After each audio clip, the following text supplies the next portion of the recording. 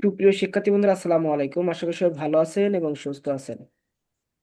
সবার সুস্বাস্থ্য এবং মঙ্গল কামনা করে আজ ক্লাস পর্ব শুরু করছি। ক্লাসের শুরুতে সবাইকে জানিয়ে রাখতে চাই, আজকের শীটটি আপনারা প্রিন্ট করতে পারবেন। আজকের যে বিষয়টি পড়াবো এটা আপনারা প্রিন্ট করতে পারবেন, কারণ এটাই চূড়ান্ত। এই শীটের যে টপিকগুলো আছে এটাই চূড়ান্ত। যদি প্রশ্ন আসে এখান থেকে আসবে, এজন্য এটা প্রিন্ট করতে পারবেন। এখানে আর অন্য কোনো কিছু অ্যাড করা হবে না, এটা ফাইনাল করা হয়েছে। আমরা আজ আলোচনা করব প্রত্নতাত্ত্বিক জাদুঘর ও প্রত্নস্থল সমূহ নিয়ে, যে কোথায় কোথায় এই প্রত্নতাত্ত্বিক জাদুঘরগুলো আছে এবং এই প্রত্নস্থল সমূহ কোথায় কোথায় আছে, এগুলো নিয়ে আমরা আজ সুন্দরভাবে বিস্তারিত আলোচনা করব। এবং কোন কোন জাদুঘরগুলো বিখ্যাত, কোন কোন জাদুঘরগুলো আমাদের প্রয়োজন, কোন কোন জাদুঘর থেকে প্রশ্ন আসতে পারে, সে বিষয়গুলো আমি তুলে ধরবো। লালবাগ দুর্গ জাদুঘর কোথায় অবস্থিত? লালবাগ ঢাকাতে অবস্থিত। ঢাকা বিভাগের যেসব জাদুঘরগুলো আছে সেগুলো আমরা আলোচনা করছি। লালবাগ দুর্গ জাদুঘর লালবাগ ঢাকাতে অবস্থান এর। এই লালবাগ দুর্গটা কিন্তু গুরুত্বপূর্ণ একটা জাদুঘর। বালিয়াটি প্রাসাদ জাদুঘর সাটুরিয়া মানিকগঞ্জ, এটা অতটা গুরুত্বপূর্ণ না। পানামনগর সোনারগাঁও নারায়ণগঞ্জ, এটা খুব গুরুত্বপূর্ণ একটা জাদুঘর। পানামনগর। ইদ্রাকপুর দুর্গ, ইদ্রাকপুর দুর্গ এটি মুন্সিগঞ্জে অবস্থিত, এটা কিন্তু একটা জাদুঘর, এটা একটু মাথায় রাখবেন। ইদ্রাকপুর দুর্গ। প্রশ্ন আসতে পারে ইদ্রাকপুর দুর্গ, এরকম প্রশ্ন আসতে পারে।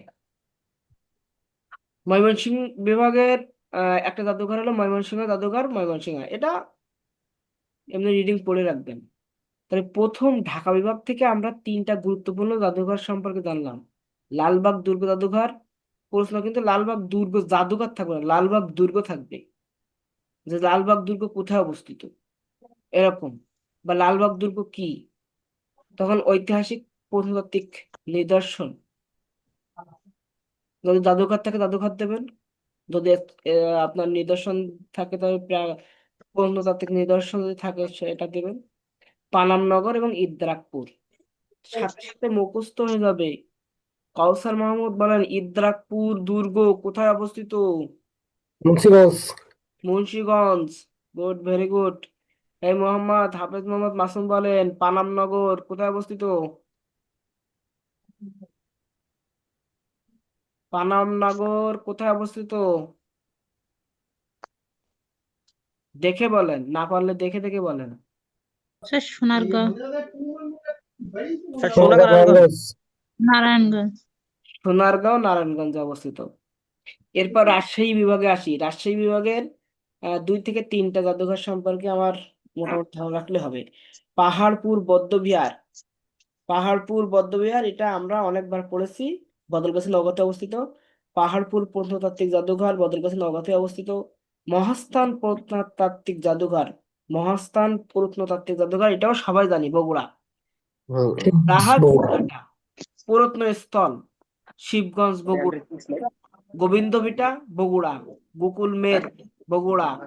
রবীন্দ্র কাছারি বাড়ি সিরাজগঞ্জ, এটা আপনার মাথায় রাখতে হবে। রবীন্দ্র কাছারি বাড়ি, রবীন্দ্র কাছারি বাড়ি কোথায় অবস্থিত? সবাই কিন্তু কুষ্টিয়া মেরে দেবে, ঠিক আছে? বেশিরভাগ কিন্তু এটা যদি আসে কুষ্টিয়া মারবে, কিন্তু এখানে কিন্তু রবীন্দ্র কাছারি বাড়ি শাহজাদপুর সিরাজগঞ্জ, এটা মাথায় রাখেন। পতিশর রবীন্দ্র স্মৃতি জাদুঘর কোথায় অবস্থিত? এ একটা খুব গুরুত্বপূর্ণ। পতিশর রবীন্দ্র স্মৃতি জাদুঘর আত্রাই নওগাঁ, আত্রাই নওগাঁ। পুটিয়া রাজবাড়ি জাদুঘর এটা সচরাচর সবাই জানি, এটা অতটা গুরুত্বপূর্ণ দেওয়ার দরকার নেই। বাগা জাদুঘর বাগা রাজশাহী। তাহলে আমরা এখানে 2টা পেলাম, রবীন্দ্র কাছারি বাড়ি শাহজাদপুর সিরাজগঞ্জ, পতিশর রবীন্দ্র স্মৃতি জাদুঘর আত্রাই নওগাঁ। জয়ন্তী বলেন তো রবীন্দ্র কাছারি বাড়ি কোথায় অবস্থিত? সিরাজগঞ্জ, শাহজাদপুর। শাহজাদপুর। শফিক সাহেব বলেন পতিশর রবীন্দ্র স্মৃতি জাদুঘর কোথায় অবস্থিত? পতিশর রবীন্দ্র স্মৃতি জাদুঘর ওই আত্রাই, নওগাঁ। আত্রাই নওগাঁ। এরপর খুলনা স্যার বিভাগে আসেন। এগুলো স্যার আমার এলাকার পাশে তো স্যার। হ্যাঁ হ্যাঁ, গুড, ভেরি গুড। খুলনা বিভাগে দেখেন, খুলনা বিভাগের আমার যেগুলো লাগবে সেগুলো আমি আপনাদের ধরবো এবং বলে দেবো। খুলনা বিভাগ জাদুঘর, খুলনা দরকার নাই। বাগেরহাট জাদুঘর, 60 গম্বুজ মসজিদ, বাগেরহাট। 60 গম্বুজ মসজিদ কোথায় অবস্থিত? বাগেরহাটে অবস্থিত, এটা গুরুত্বপূর্ণ একটা। রবীন্দ্র কুঠিবাড়ি জাদুঘর, শিলাইদহ, কুষ্টিয়া। এই যে রবীন্দ্র কাছারি বাড়ি, রবীন্দ্র কাছারি বাড়ি আর রবীন্দ্র কুঠির বাড়ি, এই দুইটা কিন্তু দুই জায়গায়। এটা কিন্তু উল্টপাল্ট করে ফেলবেন না। কাছারি সিরাজগঞ্জ, কাছারি সিরাজগঞ্জ। সিরাজগঞ্জ। কুঠির বাড়ি কুষ্টিয়া, কুঠির কুষ্টিয়া, কুঠির কুষ্টিয়া, এটা মাথায় রাখবেন। কাছারি সিরাজগঞ্জ, কুঠির কুষ্টিয়া। কুঠিরের সাথে কুষ্টিয়ার মিল, আর কাছারির সাথে সিরাজগঞ্জ, এটা মাথায় রাখলে হবে। দত্তবাড়ি জাদুঘর, এই একটা খুব গুরুত্বপূর্ণ। দত্তবাড়ি জাদুঘর। দত্তবাড়ি জাদুঘর হলো যশোর, কেশবপুর। যশোর যশোর। কেশবপুরে অবস্থিত। মাইকেল মধুসূদন দত্তের একটা। হ্যাঁ, এই তো দত্তবাড়ি জাদুঘর, গেছি কেশবপুর। স্যার ওখানে। রবীন্দ্র স্মৃতি ভবন, দক্ষিণ দিঘি, ফুলতলা, খুলনা। খুলনা। হুম। রবীন্দ্র স্মৃতি ভবন, এই কিন্তু আর একটা চলে আসছে। তো রবীন্দ্র কাছারি বাড়ি সিরাজগঞ্জ, শাহাদাতপুর সিরাজগঞ্জ। রবীন্দ্র কুঠির বাড়ি শিলাইদহ, কুষ্টিয়া। আর রবীন্দ্র স্মৃতি ভবন দক্ষিণ দিকে। দক্ষিণ দিঘি, ফুলতলা, খুলনা। এটা তো আমঝুপি, রবীন্দ্রনাথের শ্বশুর বাড়ি। হ্যাঁ, আমঝুপি নীলকুঠি। সব থেকে একটা গুরুত্বপূর্ণ প্রশ্ন, আমঝুপি নীলকুঠি কোথায় অবস্থিত? আমঝুপি স্যার নীলকুঠি এটা কোথায় হচ্ছে অবস্থিত? মেহেরপুরে, এই যে মেহেরপুর। মেহেরপুরে অবস্থিত, এবং এটা কিন্তু একটা মুজিবনগর। প্রত্নতাত্ত্বিক জাদুঘর। হুম। আমঝুপি নীলকুঠি প্রত্নতাত্ত্বিক জাদুঘর, এবং এটি স্যার মেহেরপুরে এটা অবস্থিত। মুজিবনগর মেবি। হ্যাঁ। ভরত ভায়ানা প্রত্নঢিপি, ভরত ভায়ানা প্রত্নঢিবি ও ডিসপ্লে সেন্টার কোথায় অবস্থিত? যশোর। যশোর। যশোরে অবস্থিত। ভরত ভায়ানা প্রত্নঢিবি ও ডিসপ্লে সেন্টার যশোরে অবস্থিত, এটা মাথায় রাখবেন। তাহলে আমার খুলনা বিভাগের কিন্তু 4টার মতো গুরুত্বপূর্ণ প্রশ্ন। একটা, 60 গম্বুজ মসজিদ কোথায় অবস্থিত? রবীন্দ্র কুঠিবাড়ি, এটা আমার দরকার নেই, সবাই জানে। দত্তবাড়ি যশোর। রবীন্দ্র স্মৃতি ভবন, এটা আবার গুরুত্বপূর্ণ, রবীন্দ্র স্মৃতি ভবন, খুলনা। এগুলোর থেকে সব থেকে গুরুত্বপূর্ণ হলো আমঝুপি নীলকুঠি। আমঝুপি স্যার দিহি নীলকুঠি। না ডিবি? দিঘি। আ- আমঝুপি নীলকুঠি, মেহেরপুর। আর ভরত ভায়ানা প্রত্নঢিবি ও ডিসপ্লে সেন্টার যশোরে অবস্থিত। তো যশোরের দুইটা গুরুত্বপূর্ণ, একটা রবীন্দ্র স্মৃতি ভবন, খুলনা। এটা গেল স্যার খুলনা। যেগুলো বেশি গুরুত্বপূর্ণ একটু লাল কালি দিয়ে মার্ক করে দিন। দত্তবাড়ি জাদুঘর, দত্তবাড়ি জাদুঘর যশোর। আর আমঝুপি নীলকুঠি, মেহেরপুর। তাহলে আমরা ঝুপি নীলকুঠি। হ্যাঁ, দুইটা জিনিস মাথায় রাখবো, ভরত ভায়ানা প্রত্নঢিবি ও ডিসপ্লে সেন্টার যশোরে। আর দত্তবাড়ি, দত্তবাড়ি মানে মাইকেল মধুসূদন দত্ত। দত্তবাড়ি মানে মাইকেল মধুসূদন মাইকেল দত্ত। মধুসূদন দত্ত। বরিশাল বিভাগে শেরেবাংলা স্মৃতি জাদুঘর, চাখার, বরিশাল। এটা তা শোনা যাচ্ছে না কিছু। পরে শুনেন। শেরে বাংলা স্মৃতি জাদুঘর কোথায় অবস্থিত? শেরে বাংলা স্মৃতি জাদুঘর চাখার। এখানে কিন্তু এই চাখার থাকবে, বরিশাল থাকবে না, এজন্য চাখারটা উল্লেখ করা হয়েছে। শেরে বাংলা স্মৃতি জাদুঘর কোথায় অবস্থিত? চাখার। আপনার এখানে কিন্তু এরকম লেখা থাকবে, শেরে বাংলা স্মৃতি জাদুঘর কোথায় অবস্থিত? শেরে বাংলা নগর, ঢাকা। চাখার, বরিশাল। বা চাখার আপনার অন্য জায়গার নাম থাকবে, কুষ্টিয়া, শিলাইদহ, কুষ্টিয়া, এরকম কিন্তু নাম থাকবে। তখন শেরে বাংলা আবার জন্য ঢাকা দিয়ে দেন না। আর পুরা বরিশাল বিভাগে জাদুঘর, পুরাতন কালেক্টর ভবন, বরিশাল, এটা দরকার নাই। এবার চট্টগ্রাম বিভাগের থেকে আমার চারটা, চারটা সব থেকে বেশি গুরুত্বপূর্ণ। প্রথমটা হলো জাতিতাত্ত্বিক জাদুঘর, আগ্রাবাদ, চট্টগ্রাম। জাতিতাত্ত্বিক জাদুঘর, এটা আপনার জেনারেল যে কোনো চাকরিতে চলে আসবে। জাতিতাত্ত্বিক জাদুঘর কোথায় অবস্থিত? চট্টগ্রাম, আগ্রাবাদ, চট্টগ্রাম। জাতিতাত্ত্বিক জাদুঘর, আগ্রাবাদ, চট্টগ্রাম। চট্টগ্রামের আগ্রাবাদে আমাদের জাতিতাত্ত্বিক জাদুঘর অবস্থিত। ময়নামতি সবাই জানি, কুমিল্লা। কিন্তু কুমিল্লা কোন জায়গায়? কোটবাড়ি, এই কোটবাড়িটা মাথায় রাখতে হবে। কুমিল্লা কোটবাড়ি, কুমিল্লা কোটবাড়ি। শালবন বিহার কোথায় অবস্থিত? কোটবাড়ি, কুমিল্লা, একই জায়গায়। ময়নামতি এবং শালবন বিহার একই পাশাপাশি অবস্থিত, কোটবাড়ি, কুমিল্লা। ইটখোলা বিহার, কোটবাড়ি কুমিল্লা, রূপবান মুড়া, কোটবাড়ি কুমিল্লা, এগুলো লাগবে না। আপনি জাতিতাত্ত্বিক জাদুঘর, ময়নামতি জাদুঘর, শালবন বিহার, এই তিনটা সব থেকে গুরুত্বপূর্ণ। এখন আমরা স্যার পড়ে স্যার আবার একটু বলেন কি কোনটি গুরুত্বপূর্ণ স্যার? স্যার সরি স্যার আবার একটু বলেন স্যার। জাতিতাত্ত্বিক জাদুঘর চট্টগ্রামে অবস্থিত, এটা সব থেকে বেশি গুরুত্বপূর্ণ চট্টগ্রাম বিভাগের মধ্যে, এবং এর প্রাধান্য সব থেকে বেশি। তারপর ময়নামতি জাদুঘর, কুমিল্লা কোটবাড়ি, এটা সবাই জানি, এজন্য এটা আমার অতটা আলোচনা করার দরকার নেই। কিন্তু জাতিতাত্ত্বিক জাদুঘর আগ্রাবাদ, চট্টগ্রাম, এই প্রশ্নটা আসার সম্ভাবনা অনেক বেশি। লালবাগ দুর্গ জাদুঘর কোথায় অবস্থিত? লালবাগ দুর্গ জাদুঘর হচ্ছে ঢাকা। ঢাকা কোথায়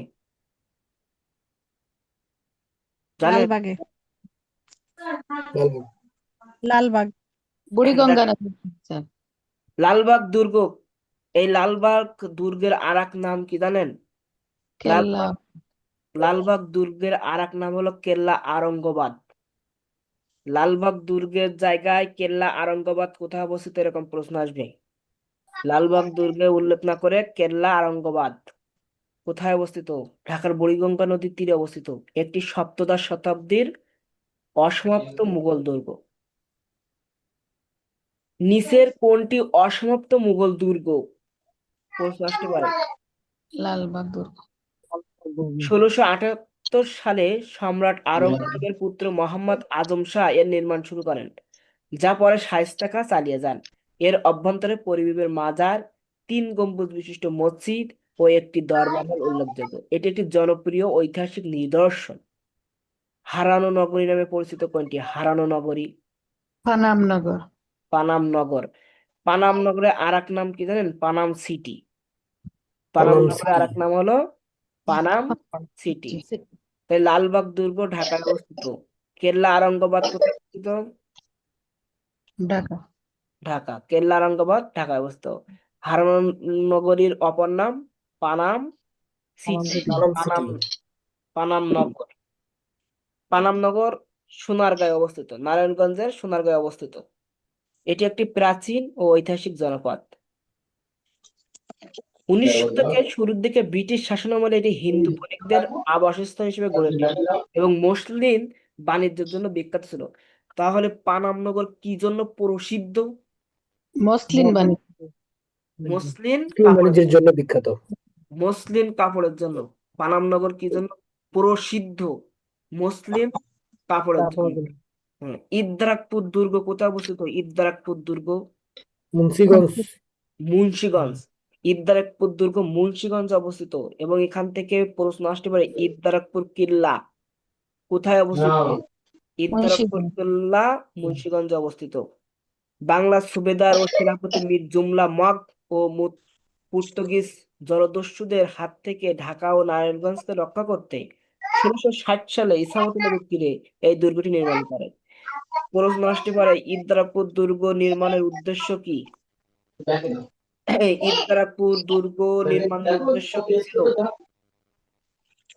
কেউ পর্তুগিজ বলতে পারবে? জলদস্যুদের হাত থেকে ঢাকা ও নারায়ণগঞ্জকে হ্যাঁ, রক্ষা করার জন্য। রক্ষা করতে।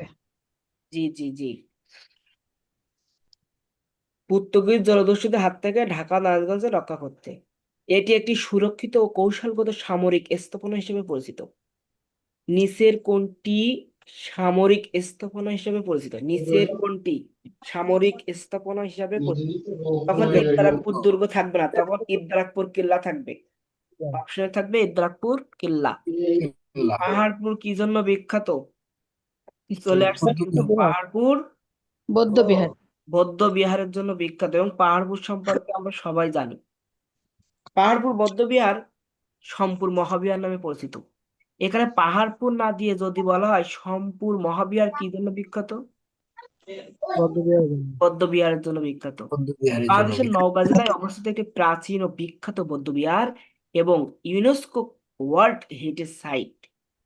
পাল বংশের রাজা ধর্মপাল 8ম শতকের শেষের দিকে নির্মাণ করেন। এটি দক্ষিণ হিমালয়ের বৃহত্তম বৌদ্ধবিহার, তার একটি স্যার বিশাল বর্গাকার প্রাঙ্গণ, 177টি ভিক্ষু কক্ষ এবং একটি কেন্দ্রীয় মন্দির নিয়ে গঠিত। হ্যাঁ বলেন, শফিক সাহেব বলেন। ওই পাহাড়পুর আজকের যে ইউনিভার্সিটি, সেই সময় ইউনিভার্সিটি ছিল না?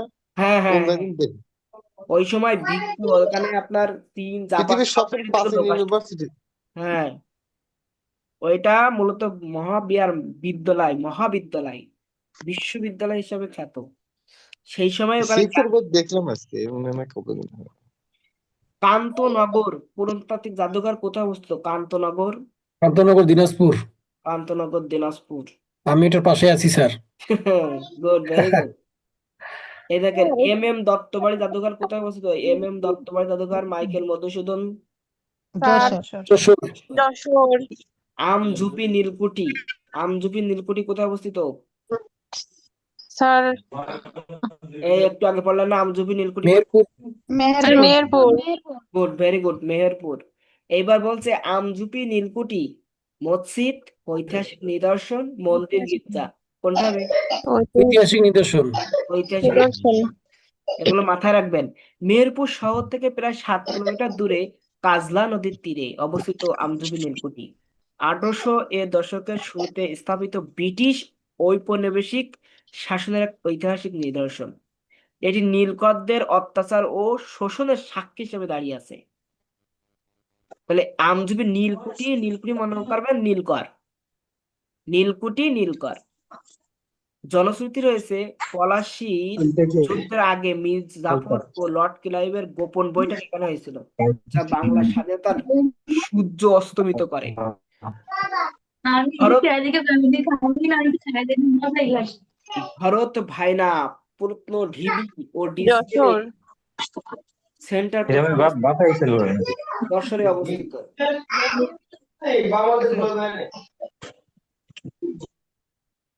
তারা উত্তর দিচ্ছেন না, তারা কথা বলেন না, তাহলে ক্লাসে ডিস্টার্ব হয়। যশোর জেলা কেশবপুর উপজেলার ভরত ভাইনা গ্রামে, তাহলে ভরত ভাইনা একটা গ্রামের নাম, ঠিক আছে। বুড়ি ভদ্রা নদীর তীরে অবস্থিত একটি প্রাচীন প্রত্নতাত্ত্বিক নিদর্শন হলো ভরত ভায়ানা ঢিবি। তাহলে ভরত ভায়ানা একটা গ্রামের নাম, আর ওই গ্রামে একটা ঢিবি পাওয়া গেছে।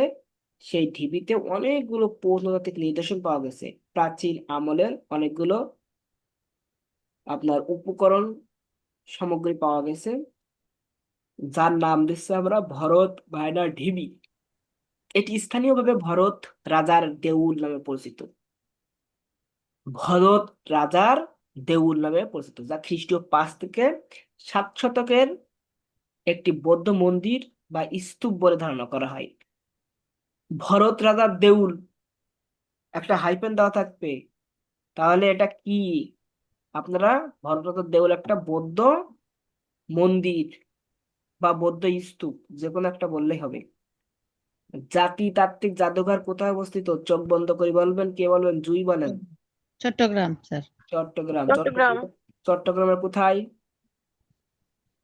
চট্টগ্রামের আগ্রাবাদে আছে। চট্টগ্রামের আগ্রাবাদে অবস্থিত জাতিতাত্ত্বিক জাদুঘর বাংলাদেশের বিভিন্ন ক্ষুদ্র নৃগোষ্ঠীর জীবনধারা। এ দেখেন, জাতিতাত্ত্বিক জাদুঘর কেন বলা হচ্ছে, এটা কিন্তু আগে আপনার মাথায় রাখবেন। বিভিন্ন জাতিদের যে জীবনধারা, সংস্কৃতি, ঐতিহ্য, একমাত্র এই চট্টগ্রাম আগ্রাবাদের জাদুঘরটাতেই এদের স্মৃতি সংরক্ষণ করা হয়। এজন্য বলা হচ্ছে জাতিতাত্ত্বিক জাদুঘর। 1965 সালে স্থাপিত এই জাদুঘরটি 4টি গ্যালারি ও একটি ছোট হলে চাকমা, মারমা, সাঁওতাল সহ দেশের ও বিদেশের প্রায় 37টি জাতিগোষ্ঠীর দৈনন্দিন ব্যবহারের নিদর্শন সংরক্ষিত আছে। এটি এশিয়ার দুটির একটি জাতিতাত্ত্বিক জাদুঘর। শালবন বিহার কোথায় অবস্থিত? শালবন বিহার কুমিল্লা স্যার। বগুড়া। কুমিল্লা কোথায়? ময়নামতিতে অবস্থিত। চলে। কুমিল্লা স্যার নওগাঁ না? ময়নামতিতে, স্যার ময়নামতিতে কুমিল্লা। শালবন বিহার কুমিল্লা ময়নামতিতে অবস্থিত বাংলাদেশের অন্যতম প্রাচীন ও গুরুত্বপূর্ণ বৌদ্ধ বিহার। তাহলে শালবন বিহার মূলত কি? একটা বৌদ্ধ বিহার, যা 7ম থেকে দ্বাদশ শতাব্দীর বৌদ্ধ বিহার। সভ্যতার নিদর্শন। দেববংশের 4র্থ রাজা শ্রী ভবদেব 8ম শতাব্দীর প্রথম দিকে এটি নির্মাণ করেন। তাহলে শালবন বিহার কি? সবাই তো মনে করবেন যে এটা অনেক জঙ্গল, সবাই কিন্তু এটাই মনে করবে যে শালবন বিহার মনে হয় জঙ্গল। আসলে শালবন বিহার একটা বৌদ্ধ বিহার, বৌদ্ধ কি বিহার বা মন্দির? আচ্ছা, হালিমা আক্তার বৃষ্টি কথা শুনতে পায় না, সবাই তো কথা শুনতে পাচ্ছে, আপনি না পাচ্ছেন না কেন বুঝতেছি না। তাহলে শালবন বিহার মূলত একটা বৌদ্ধ বিহার, আর এটি নির্মাণ করেন রাজা শ্রী ভবদেব। রাজা শ্রী ভবদেব, এই শ্রী ভবদেব মনে রাখলেই হবে। এটা মূলত কেন্দ্রীয় মন্দির হিসাবেও করা হয়, তুলনা করা হয়। এর মূল যে মন্দির ছিল সেখানে 155টি ভিক্ষু কক্ষ নিয়ে গঠিত। এই ভিক্ষু কক্ষ মানে কি? যারা এই বৌদ্ধ ধর্ম সম্পর্কে জ্ঞান দান করত, এদেরকে ভিক্ষু বলা হতো। আর ওই ভিক্ষুরা, অর্থাৎ আমরা যে মাস্টার বলি না, আপনার সুফি মাস্টার, তারপরে তো আপনার পণ্ডিত, ওই বৌদ্ধদেরকে, ওই পণ্ডিতদেরকে ভিক্ষু বলা হতো। ওরা জ্ঞানের প্রতি এতটা আসক্ত ছিল, যার কারণে ওদেরকে এই ভিক্ষু উপাধি দেওয়া হয়েছিল। রূপবান মোড়া কোথায় অবস্থিত? রূপবান মোড়া কুমিল্লা। কুমিল্লা। ইটখোলা কি? ইটখোলা কি বিহার, মন্দির, মসজিদ, গির্জা? বিহার বিহার বিহার। শালবন বিহার তাহলে কি বলেন তো? বৌদ্ধ বিহার বৌদ্ধ বিহার বা বৌদ্ধ মন্দির। বৌদ্ধ বিহার বললে বা বৌদ্ধ মন্দির বললে হবে। এই ছিল আজ আমাদের আলোচনা। এটা আপনাদেরকে দেওয়া হয়েছে, আপনারা এটা সুন্দর করে পড়বেন। এখান থেকে কি ধরনের প্রশ্ন আসতে পারে সেটা সুন্দর করে ব্যাখ্যা করে বলে দিলাম। আমার বিশ্বাস, আমি ক্লাসে যেগুলো আপনাদেরকে ধরেছি, বলেছি এবং আলোচনা করছি, পরবর্তীতে একবার যদি কেউ রিডিং পড়ে, তার আর এ নিয়ে টেনশন থাকার কোনো কথা না। সবাইকে অসংখ্য ধন্যবাদ আজকে ক্লাসে আমাদের সাথে থাকার জন্য।